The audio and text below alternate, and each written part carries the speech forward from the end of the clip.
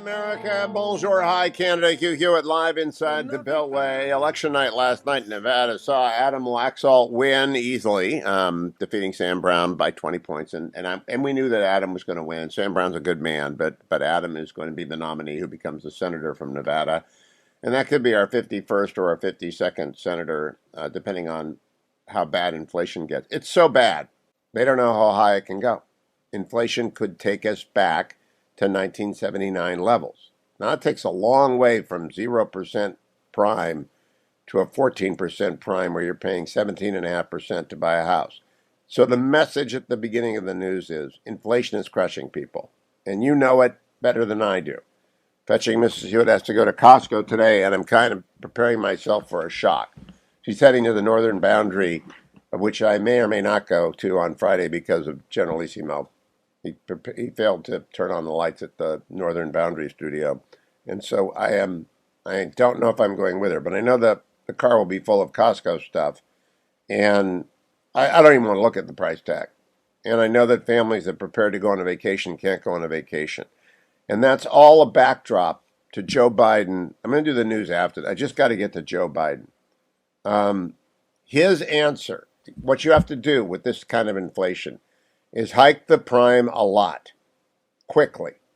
Crack the back of inflation by stopping people from borrowing unless they really can afford to borrow. That means that 6% rate that you'll get on a 30-year fixed deed from andrewandtodd.com, that's going to go up to 9. And it's going to be rough. And you don't have to worry about it because it will come back down when we get rid of Biden and when the Republicans take the House and the Senate. They will stop the ridiculous spending, and they will drive down the interest rates. But President Biden gave an astonishing speech yesterday. Cut number 13, Joe Biden at the AFL-CIO. What is this? Under my plan for the economy, we've made extraordinary progress. And we put America in a position to tackle a worldwide problem is worse everywhere but here, inflation. Do you think it's worse everywhere than here? Do you even care what it is? It's terrible here, and it's Joe Biden inflation. Right, you remember this? Cut number 11. This is Joe Biden in this 8-track tape in his mind. Cut number 11. Just remember those long lines of cars stretching miles back waiting for just a box of food to be put back in their trunk? It wasn't just poor folk. It was working class folks, middle class folks. A lot of pretty nice cars in those lines. Yeah, the idea that there are that people were in food lines under Donald Trump, that's just crazy. That's like when Donald Trump swore on the Bible that Muslims had demonstrated in Newark, New Jersey on 9/11. It didn't happen, but he believed it. Joe Biden believes he saw food lines somewhere and that people in nice cars were getting food lines under Donald Trump. That's just an invention, and he's stuck on it. Then he mumbles and shouts something about Detroit. Cut number 9. Well, I remember one day walked in, not a joke, and said, "Joe, fix Detroit." I said, "Okay, no problem." No, you think I'm kidding? You think I'm kidding? What I didn't realize, I thought I knew a lot about the cities. Did you know what? I have no idea what he's talking about there, but I do know what he's talking about this. Gas prices, cut number 7. Inflation. It's sapping the strength of a lot of families. I grew up in a household not far from here, Claymont and Wilmington, where the price of a gallon of gasoline went up. It was a conversation at the dinner table. It mattered.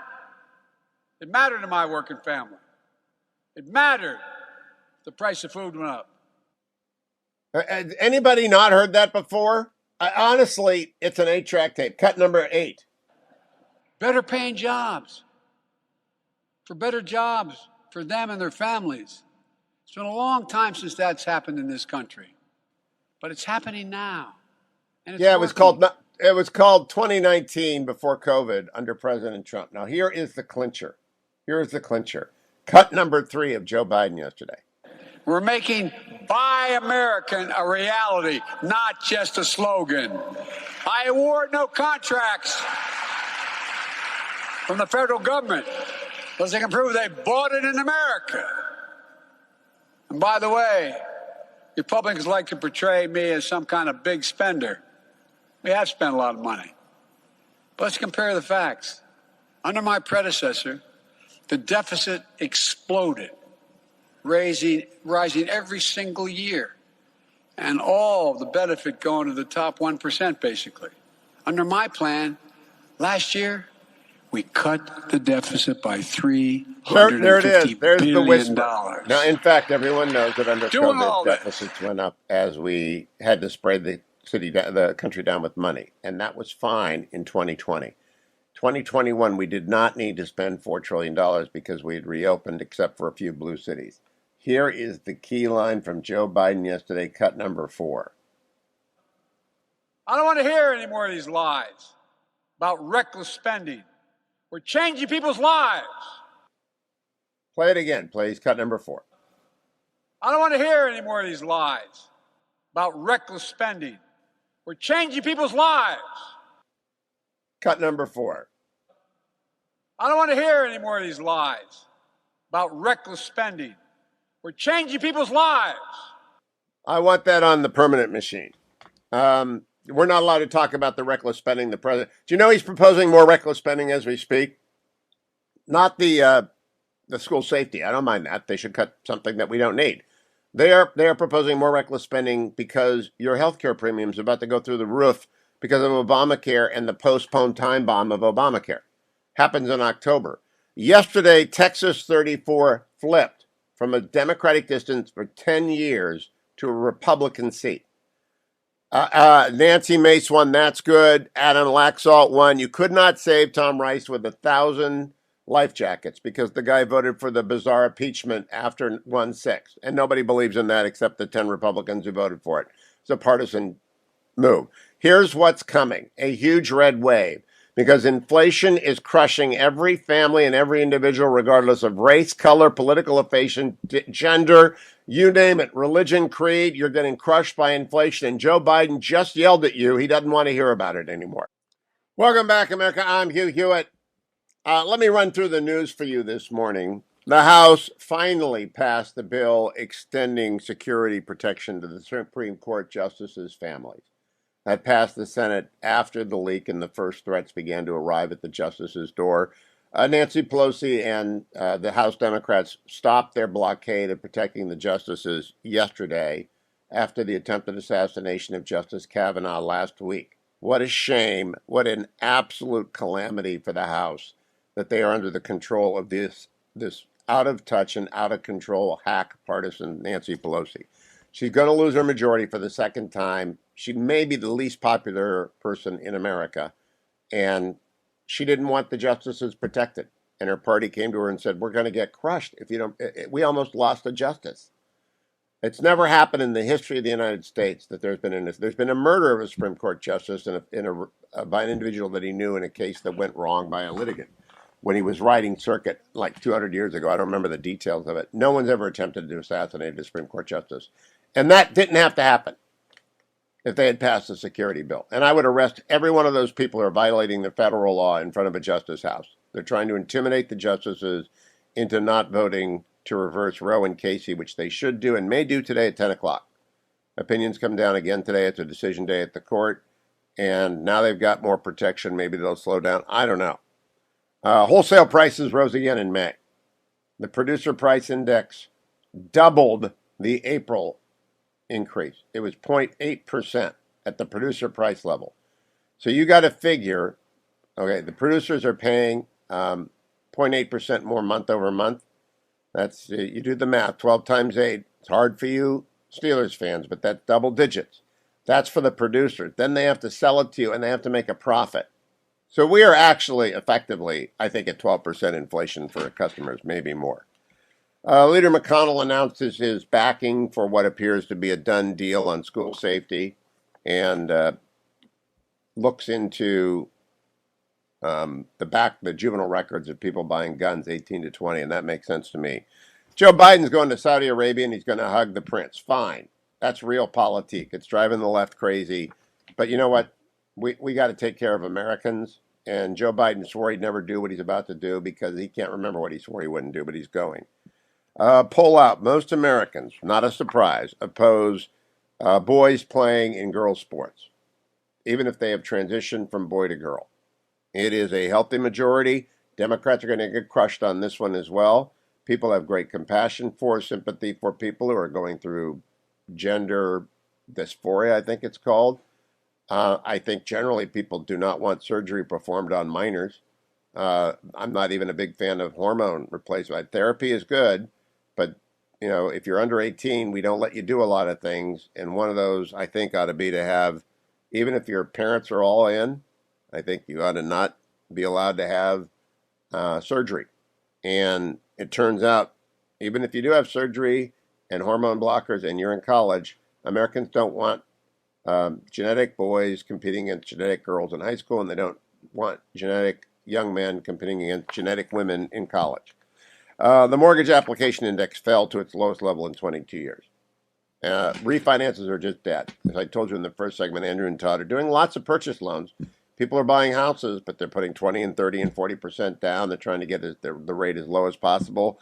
And they know that these are 5-year loans. They're going to refinance once Democrats get thrown out. Democrats bring inflation and unaffordable housing. They're going to get thrown out. As last night, Texas 34. Wow. Wow. Coinbase and crypto. Oh my gosh, I warned you, it's a nightmare and it's going to get worse.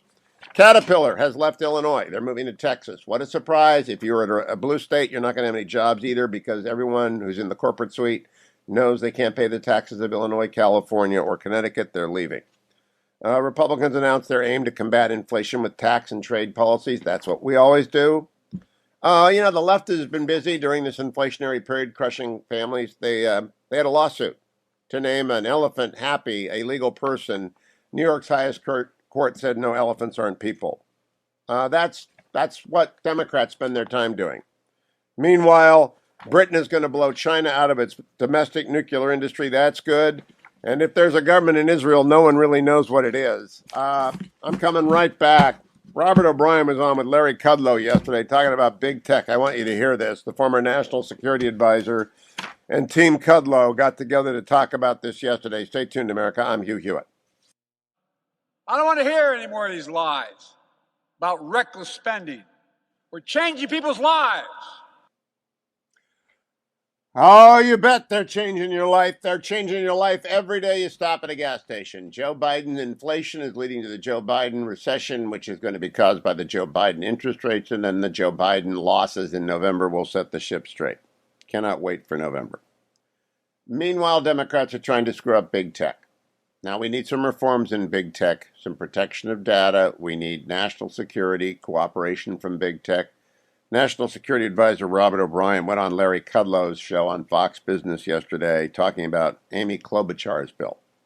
Amy Klobuchar's bill is really bad because, once again, if you let Democrats run anything, they will run it into the ground. Cut number 26. Well, look, the one thing standing in the way of Chinese domination of the world and Chinese Communist Party domination of the world is the American private sector, and one of the big parts of that is tech. And so all you have to do is look at what Elon Musk did with Starlink at the outset of the Ukraine war, keeping Ukraine connected. What YouTube did in getting Zelensky's speeches out to the Russians, and we see why the Chinese don't like it. And they've said that they're going to surpass American tech. They're going to scale their companies. They're going to put trillions of dollars into it. They've been public about it. So they've got this China 2025 policy to destroy America's tech sector. And now we've got these bills out to help them do it. It's pretty amazing. We want to give them access to our algorithms, access to our data. We should be banning Chinese companies and taking action like India did against Chinese big tech. And instead, we're coming after the American companies. The only other winner other than the CCP is Amy Klobuchar in her presidential campaign in 2024. I saw that Hillary Clinton was tweeting today and getting behind her bill. So why any Republicans would be behind this anti-business approach is confounding. So that's why you and John Radcliffe, our great former director of national intelligence, Chris Miller, our former acting secretary of defense, who was just a terrific guy, Allison Hooker, who ran Asia at the NSC, and many others, have signed this letter to try and stop this legislation from taking place. Yeah, I mean, this is the civilian equivalent, Larry, of what Obama did to the Navy and what Biden's trying to do to the Navy, where they cut 20 or 30 Navy ships this year. At the same time, China's building more and trying to invade Taiwan. I mean, this is the civilian equivalent of what we're doing in the Navy. It makes no sense. Continue on with this. Cut number 27. Well, she's going to allow these other tech companies to come in and get access to all the data that the existing tech companies have. So she's basically saying if you're a tech company and you've developed data or you've developed an algorithm or technology, you've got to share it across the board. And that includes for Russian companies, for Chinese companies. I mean, I don't see any reason why the North Koreans and Iranians wouldn't come ask for the data as well. And it can't be fixed. They've tried to fix it.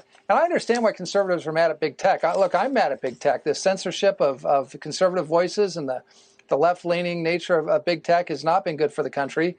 But nothing in these bills is going to put President Trump back on Twitter. It's not going to take care of any of the censorship. It's just going to break up these companies that are doing the research on AI and 5G and quantum computing. And we won't have those companies, and the Chinese will. And it's a real shame.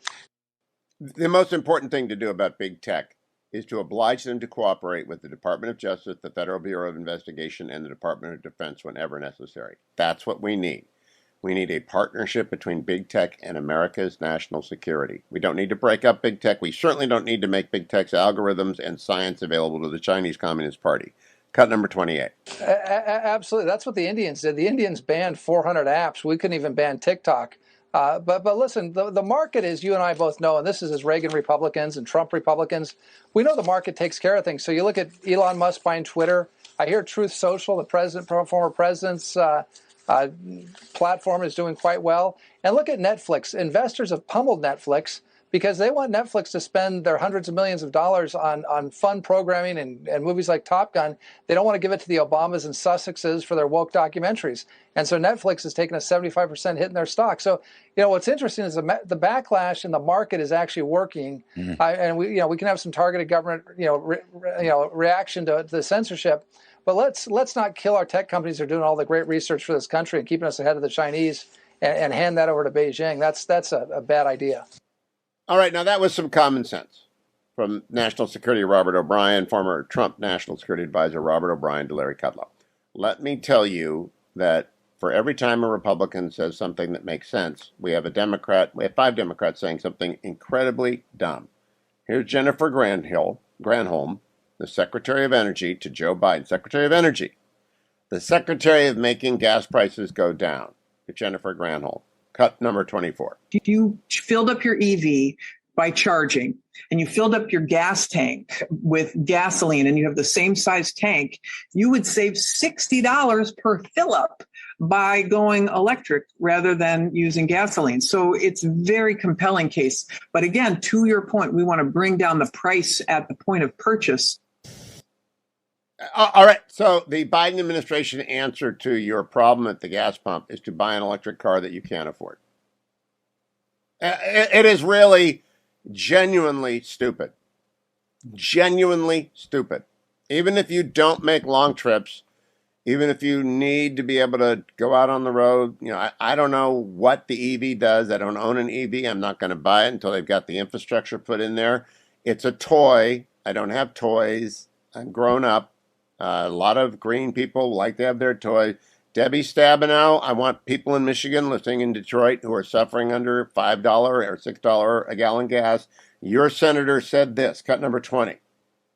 Say that to respond to one of our oil and gas enthusiastic Republican senators who just said something about buying an electric vehicle. I got to tell you, we have great new Michigan electric vehicles. My Chevy Bolt is terrific, made at the Lake Orion plant in Michigan, affordable, union labor, and I'm so proud to have an opportunity to be able to support Michigan workers.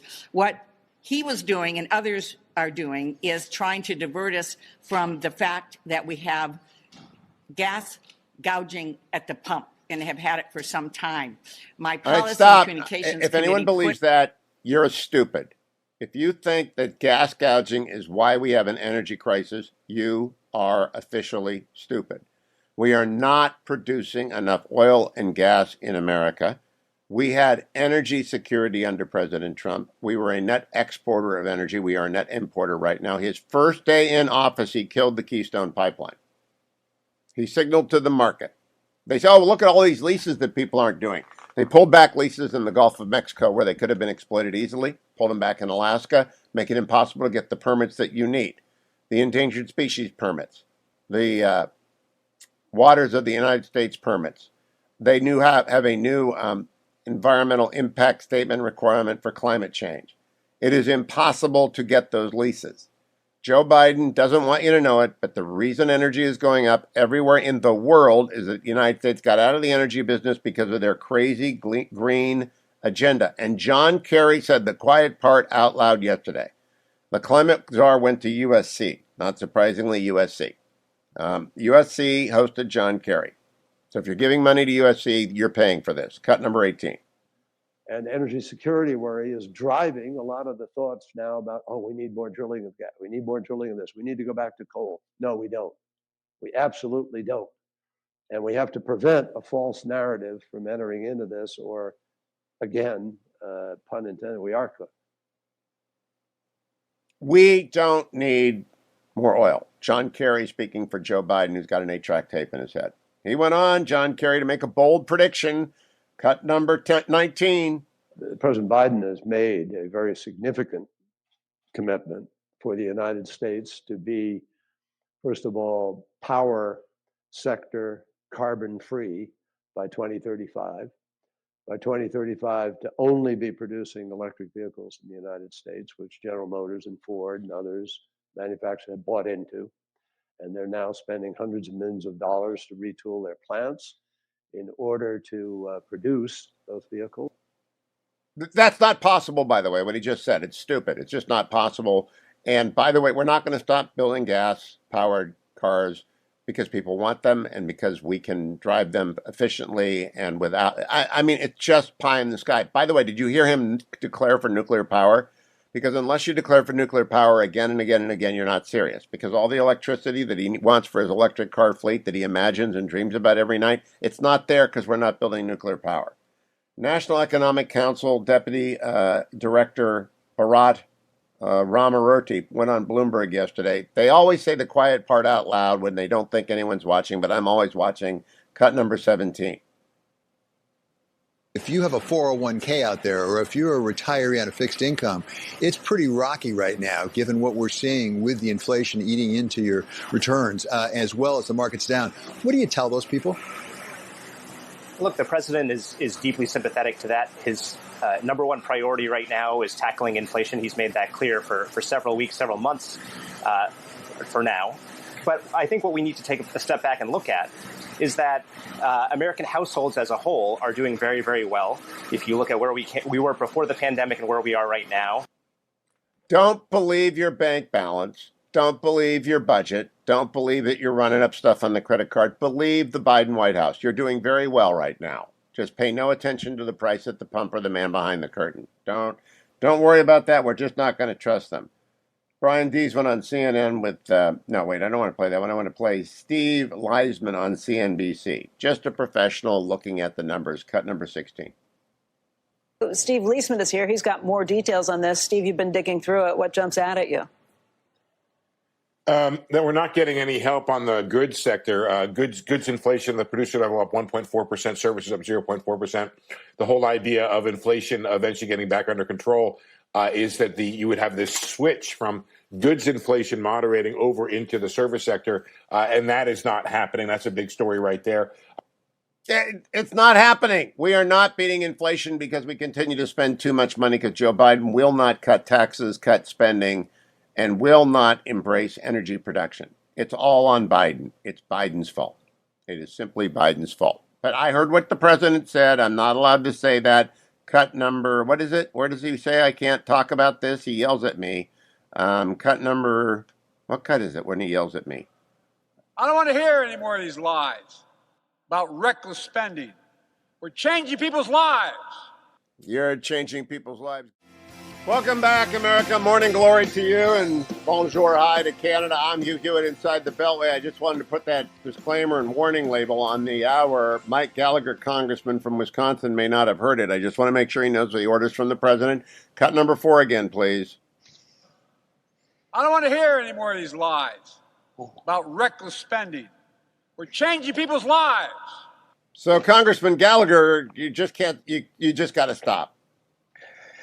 The lies. It's all about the lies. Hugh, let me ask you this. Does the president actually believe what he's saying?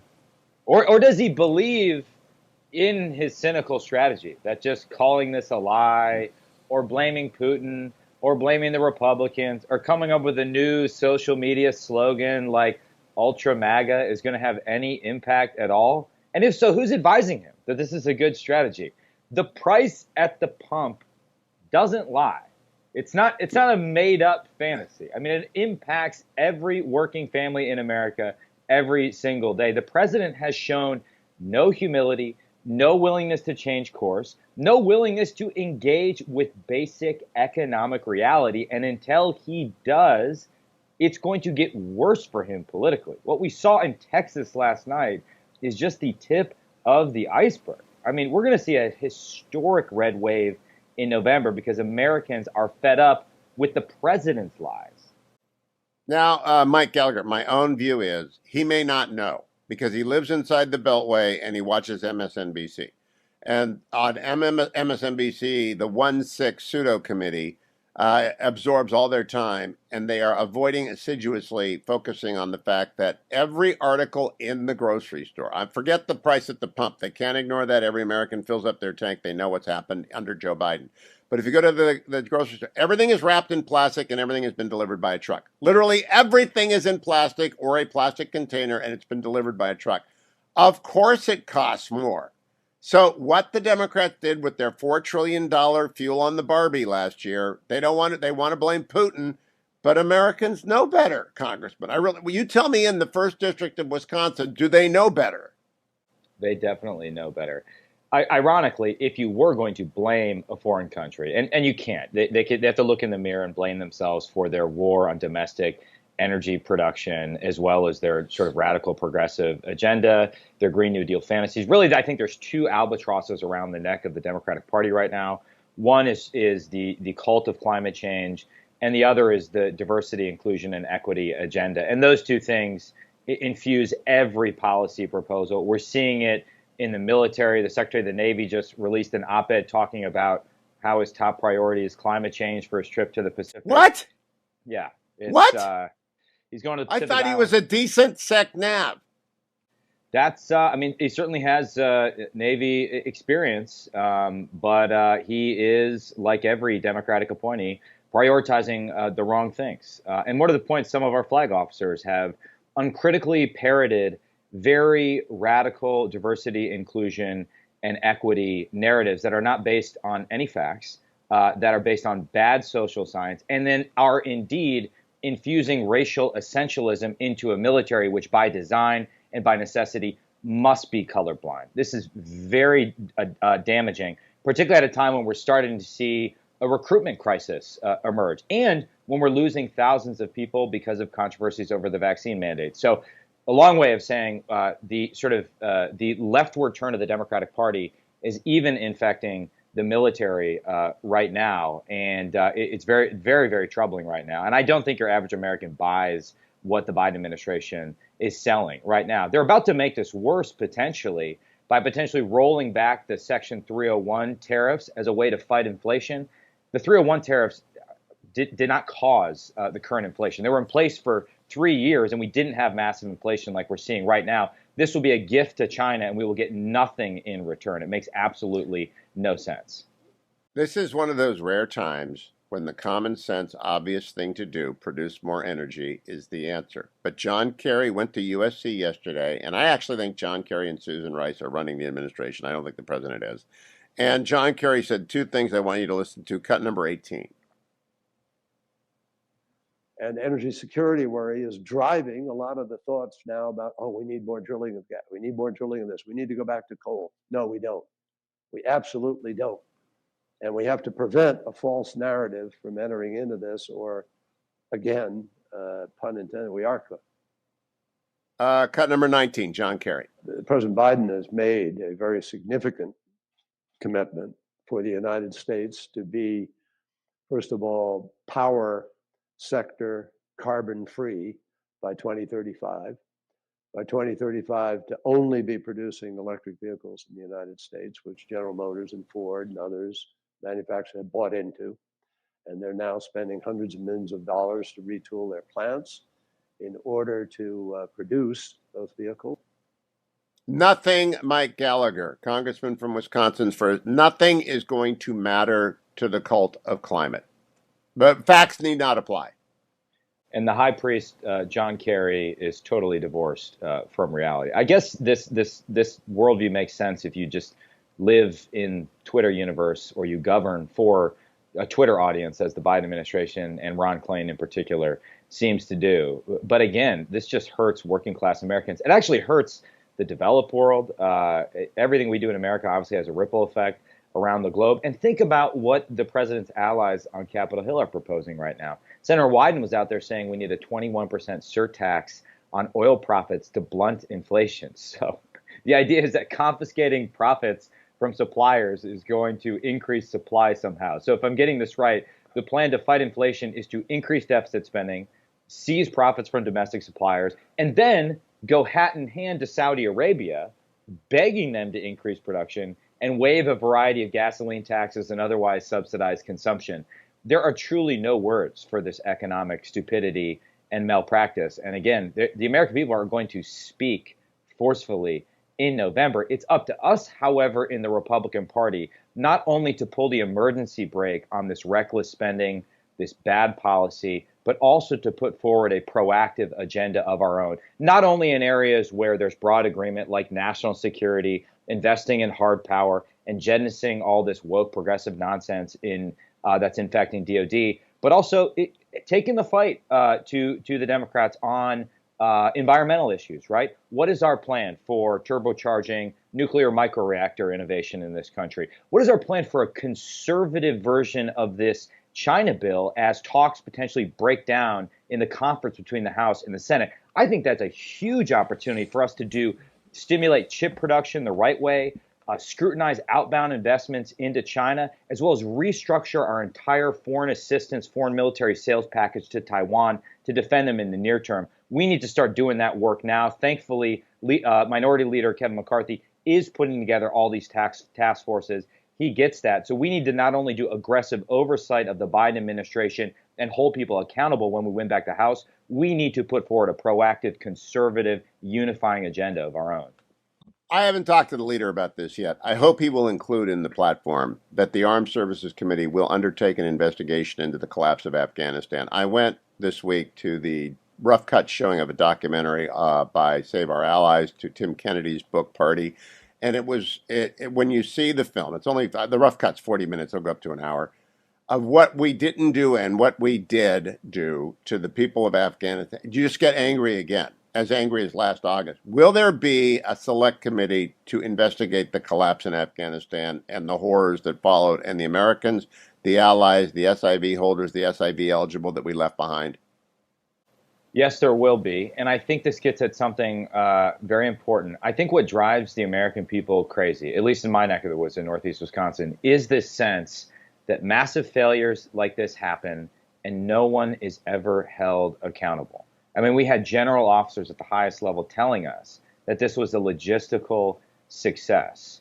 We had deception after deception from the White House, and nobody has been held accountable. And if we don't hold people accountable, if we don't have lessons learned from this fiasco, then we're doomed to repeat that in the future. Or look at even more minor fiascos in the Defense Department, the failure of our Joint AI Center. Where are the lessons learned on that as they try and revamp the center and retool it? There's so many areas where there's not basic accountability for the Defense Department right now. And I think that's what makes people lose faith in the process. And that's where we really have to be aggressive in doing oversight. We have a great set of Republicans on the committee. Obviously, people with great experience like Mike Waltz. Mike Rogers, our leader on the committee, has set the direction. He has an aggressive forward-leaning plan on all these areas. He was very outspoken last year in Afghanistan, gave a great speech at Heritage on this. So we will be ready to go, and we have to start holding people accountable for manifest failures.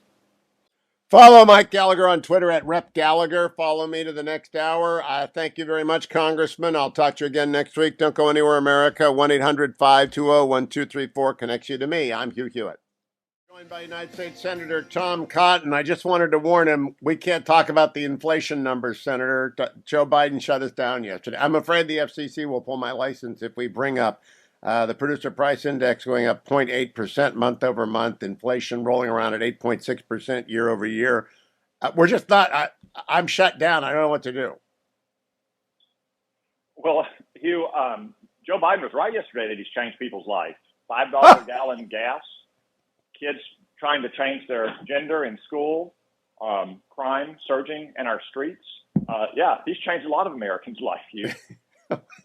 Senator Cotton, last night the Republicans won in Texas 34, taking a Democrat seat that hadn't gone for us since 2010 in a heavily Latino district. What do you see happen? I know you're out campaigning for Republicans. I don't know if you have a PAC or not that you're helping people with. Tell us if you do, and where have you been going, and what have you been hearing? Yeah, well, one place where I've campaigned to you already was in Nevada for Adam Laxalt last summer, and I was very pleased to see Adam win a big victory, and I'm confident that we're going to win back the Nevada Senate seat later this year. Kathy Cortez Masto has voted in lockstep with Joe Biden and Chuck Schumer all year long. The victory in South Texas in the special election was also especially exciting. It continues the surge that we've seen in Latino voting for Republicans, because again, Latinos don't want to pay $5 a gallon for their gas. They don't want to pay an extra $25 every week at the grocery store. They're worried about crime in their streets, and they're worried about the quality of their kids' education. So I think you're beginning to see what will be a massive, massive repudiation of the Democrats later this year. Now, Senator, I go out and I was out with the chairman of our company yesterday, and we were talking about the new poll on Americans do not want boys to compete in girls' sports. If they're genetically designed as boys, they don't want them to transition. And I told him, I don't talk about that on the air because it makes parents upset, and they turn it off. They will not listen to those stories. I don't take a position. I have great sympathy for anyone going through a difficult time with their child. But what do your campaign appearances tell you about boys playing girls' sports and young men playing young women's sports? Well, Hugh, what most of our campaigns think is what most Americans see if you saw that poll, that they think it's just nonsense. Of course, we want to be respectful and supportive of all people and their families.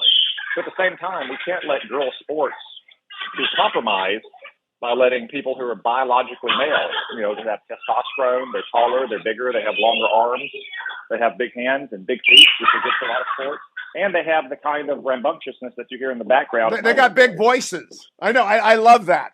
I love when that happens. It is what makes the Cotton appearances on the Hugh Hewitt Show so well. So, Senator Cotton, I want to get to the Afghanistan movie I saw in just a second about the collapse in Afghanistan. But before that, yesterday, John Kerry said this.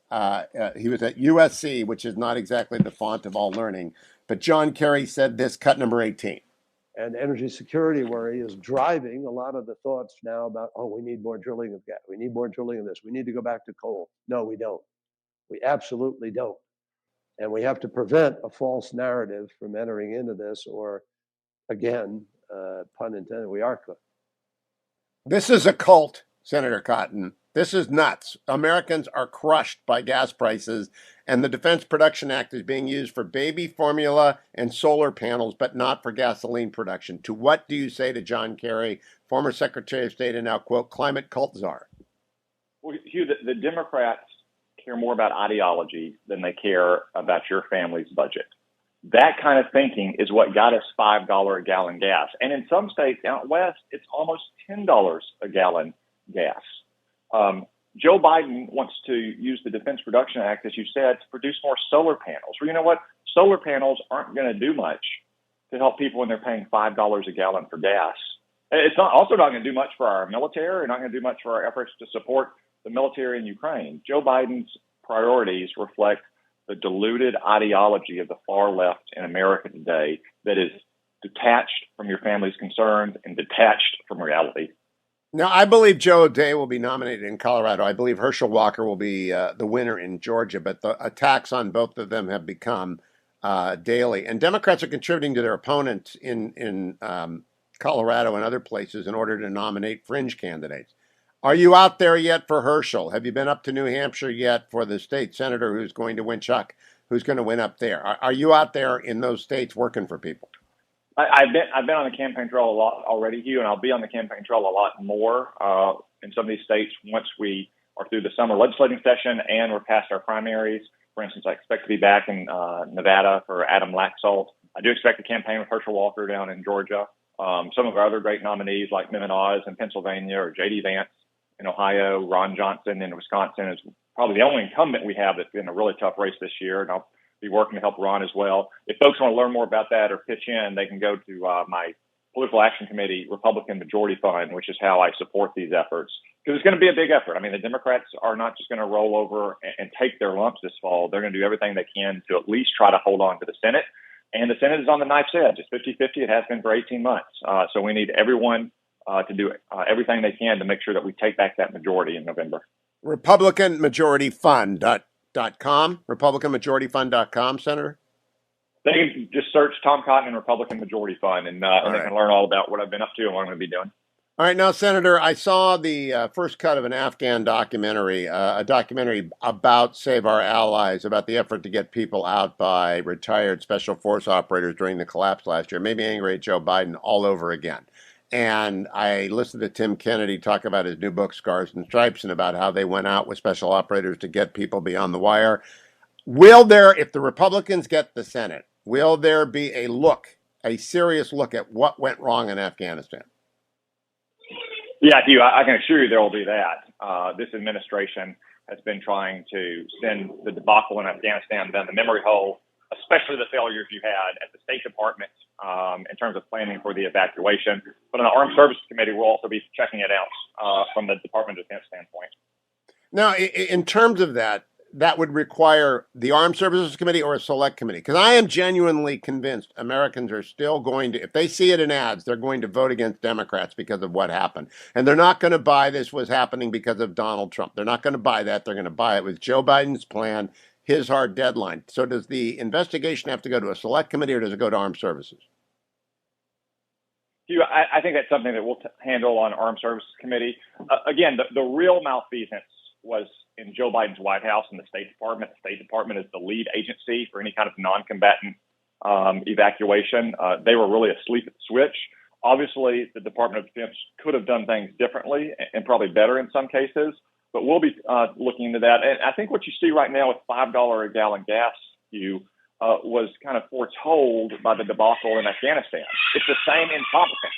It's the same people that were in charge in Afghanistan that is in charge of our economic policy. And it's not going to change. Okay, last question, Senator, because obviously you've got to go tame the wilds. When we look at the defense budget and 8.6% inflation, that's hitting every combatant commander. That's hitting every level down. Is defense spending going to increase at least so we don't get a rolling cut in defense preparedness? Well, Hugh, Jimmy Carter, after the Shah fell in Iran in 1979 and Russia invaded Afghanistan, was mugged by reality. So the 1980 defense budget was actually a little bit better than his previous three budgets. What we have with Joe Biden in the war in Ukraine and the collapse of Afghanistan is a president who is mugged by reality but refuses to press charges. Huh? The budget he submitted doesn't even keep up with his own inflation. So when you look at it, and you can break it down into consumer price inflation for all of the personnel costs we have in the military, and production and manufacturing inflation for all of those kinds of activities, we probably need to get to almost $800 billion just to keep up with inflation to have the kind of real growth we need at, say, 3 to 5%, which most experts on both sides agree is what we need to keep pace with the threats. That probably needs to be closer to 840 and 850 billion. Now, this morning, when we start the annual drafting of the defense bill in the Armed Services Committee, we're going to significantly increase Biden's budget proposal, but I still don't think we're going to get to the point where it needs to be. Will it get done? That we have less than a minute. Will it get done, or because the continuing resolution is screwing everything up? I got told that by a Pentagon expert 2 days ago. Will it be a continuing resolution, or will you actually get a budget? Hugh, I think we're destined for a continuing resolution this fall. I'm hopeful, though, that after the election, the Democrats will be licking their wounds so badly that they simply want to tie a bow on this year's work and that we can get a full year spending bill for the Department of Defense so they can have the kind of certainty they need. Senator Tom Cotton, thank you. Go Google Republican Victory Fund and Tom Cotton to figure out how to help candidates like Adam Laxalt all across the country. Don't go anywhere, America. I'm Hugh Hewitt.